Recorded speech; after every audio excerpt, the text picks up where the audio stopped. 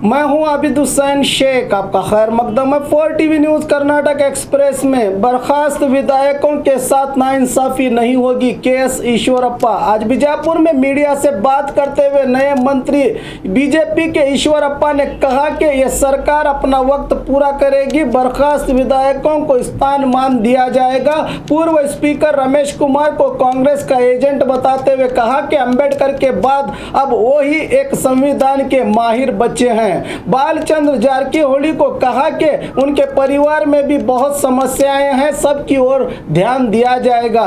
कल बेंगलुरु में नगर विधायक बसनगौड़ा पाटिल ने अपनी नाराजगी जताते हुए कहा था कि राज्य अध्यक्ष नलिन कुमार को मंगलुरु और बेंगलुरु के अलावा राज्य की कोई जानकारी नहीं है। इसका जवाब देते हुए कहा कि राज्य अध्यक्ष बनाने के लिए बसनगौड़ा पाटिल यत्नाल को पूछने की कोई जरूरत नहीं, उन्हें भगवान शुद्ध बुद्धि दे, कहा ईश्वरप्पा ने। प्यार में नाकाम युवक ने की आत्महत्या की कोशिश। बेलगाम जिला गोकाक तालुका के अरभावी ग्राम में यह घटना घटी है। प्यार में नाकाम युवक परवीन चंदूगौड़ ने युवती के घर वाले बसु तुकाराम और ईरप्पा का नाम लेते हुए इनको अपनी मौत का जिम्मेदार ठहराते हुए फेसबुक पर लाइव जहर पीकर आत्महत्या की कोशिश की, जिसके चलते युवक को अस्पताल में भर्ती किया गया है। जिंदगी और मौत के बीच संघर्ष कर रहा है युवक। मामला घटप्रभा पुलिस थाने में हुआ है दर्ज। बीजेपी और येडियुरप्पा सामाजिक इंसाफ भूल गए हैं, इमड़ी सिद्धेश्वर स्वामी जी। बागलकोट में मीडिया से बात करते हुए इमड़ी सिद्धेश्वर स्वामी जी ने कहा कि हमें बड़ी उम्मीद थी कि भूवी समुदाय को मद्देनजर रखते हुए मंत्री स्थान दिया जाएगा। इसका भरोसा भी सीएम येडियुरप्पा ने दिलाया था, मगर ऐसा नहीं हुआ। ऐसा लगता है कि बीजेपी और सीएम येडियुरप्पा सामाजिक इंसाफ भूल गए हैं। मैं सीएम को इस मामले में पत्र लिखकर आग्रह करूंगा, कहा स्वामी जी ने।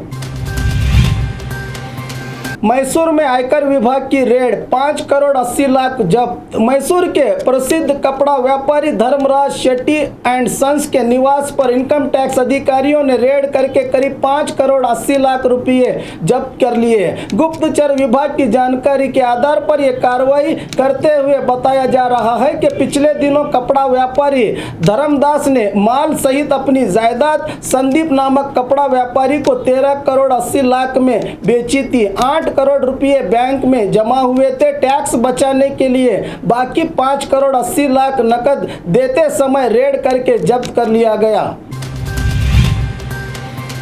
नकली दस्तावेजात बनवाकर करोड़ों का घपला साझा। सरकार ने कर्ज माफ योजना के तहत किसानों का कर्ज माफ करके आदेश जारी किया था। इसी योजना का गलत इस्तेमाल करते हुए उत्तर कन्नड़ जिला कुमटा तालुका बरगट्टी ग्राम में ग्रामीण सेवा सहकारी संघ के सेक्रेटरी लक्ष्मण ने सिर्फ 50 या 70 हजार कर्ज लेने वाले करीब 209 किसानों का 2-2 लाख कर्ज दिखाकर झूठे दस्तावेजात तैयार करके सरकार को भेजा। जब ज्यादा रकम जमा हुई तो मामला सामने आया। अब संघ के सेक्रेटरी पिछले 2 दिन से लापता हैं। संघ के निर्देशकों का मोबाइल भी बंद हुआ है। इसी मामले को लेकर किसानों ने सहकारी संघ के सामने धरना देते हुए सेक्रेटरी को गिरफ्तार करने का आग्रह करते हुए अपना आक्रोश जताया।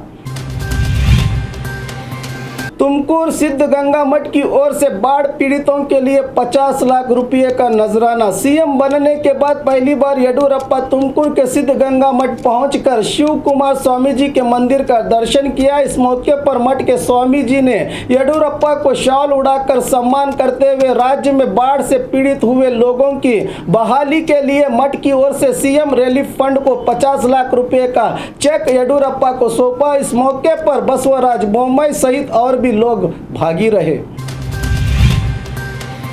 बीजेपी के नए राज्य अध्यक्ष पर बीजापुर के विधायक का बयान। बीजेपी सरकार के मंत्रिमंडल की रचना के बाद हर तरफ बगावत के झंडे बुलंद हो रहे हैं। बेलगाम के उमेश कत्ती सहित कई विधायक नाराज दिखाई दे रहे हैं। इसी कतार में अब बीजापुर नगर विधायक बसनगौड़ा पाटिल नजर आ रहे हैं। नलिन कुमार कतील को राज्य अध्यक्ष बनाया गया तो कल बेंगलुरु में बात करते हुए नगर बीजापुर के विधायक ने कहा कि राज्य अध्यक्ष ऐसा हो जैसे पूरे राज्य की जान जानकारी हो, कम से कम जिले के 10 कार्यकर्ताओं का नाम पता हो।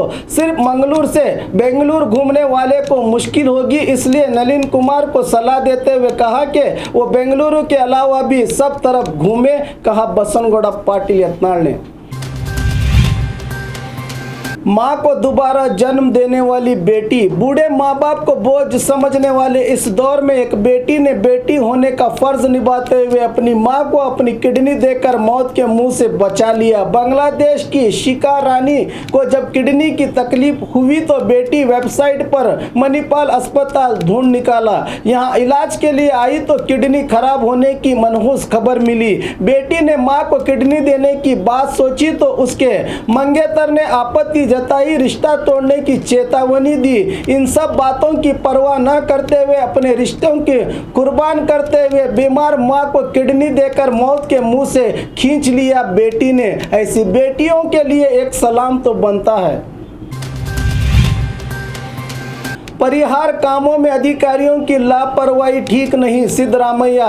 पिछले दिनों बारिश ने सबसे ज्यादा बेलगाम में तबाही मचा दी तो दूसरी तरफ बागलकोट के करीब 43 गांव बर्बाद हुए हैं। इन इलाकों का दौरा करते हुए पूर्व सीएम और बदामी के विधायक सिद्धरामैया ने कल बागलकोट के जिला पंचायत भवन में अधिकारियों की सभा में अधिकारियों को निर्देश देते हुए कहा कि घर बार खोने वालों का खास ख्याल रखा जाए और इन लोगों को फौरन रुपया दिया जाए। बाढ़ पीड़ित इलाकों में पीने का पानी, बिजली जैसे मूलभूत सुविधाएं मुहैया करें। बाढ़ पीड़ितों की हिम्मत अफजाई करते हुए कहा कि हिम्मत ना हारे, मैं तुम्हारे साथ हूं। आरोग्य विभाग अधिकारियों को काम करने के निर्देश दिए सिद्धरामैया ने।